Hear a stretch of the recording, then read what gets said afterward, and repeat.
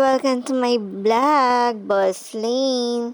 Maaga nga pala kami nagising ni Boss kasi nagayaan silang pumunta dun sa may Arayat, dun sa may dam, yung napapanon din sa mga vlogger na kumukuha ng mga isda.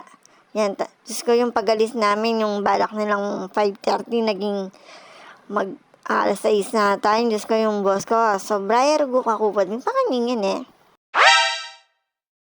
Ayan, nakarating na rin pala kami dito sa may bundok Arayat.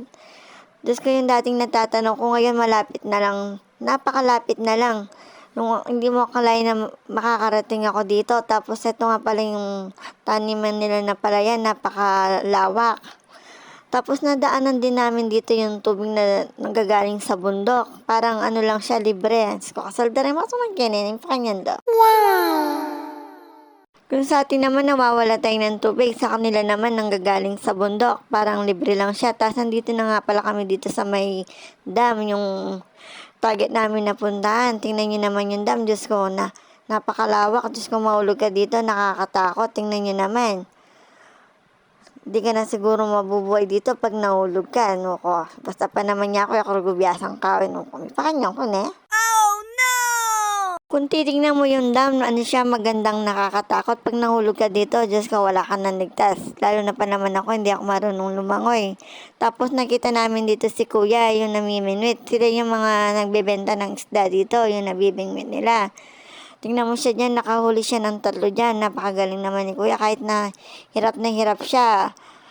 Nakakuha siya ng dyan, 3 isda. Tingnan nyo naman, ang laki na nahuli niya. Diyos ko, tuwang-tuwa ako dyan.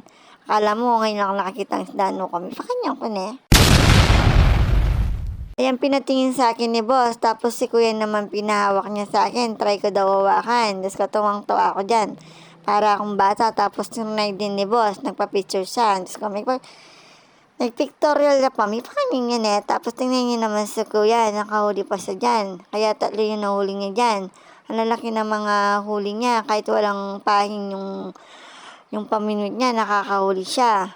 Kasi sobrang lakas ng tubig.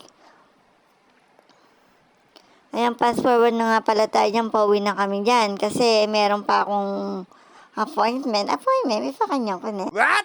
Ito nga pala yung mga nabili natin dun sa may dam. Yan, tingnan nyo naman. Naglinis na si Babanggi ko. Yung boss ko, taga-video lang. Tapos ko, nanurugumbal na kayang pamaglinis. No, kami pakanyang yan eh. Tapos nagpaalam na rin ako kay boss. Nagpunta na ako dito sa may dental avenue. Tuwing Sunday lang kasi yung bukas dito. Kaya, saka mura pa. Yan, tamang hintay lang ako dyan. Hanggang dito na lang po. Salamat sa inyong panonood.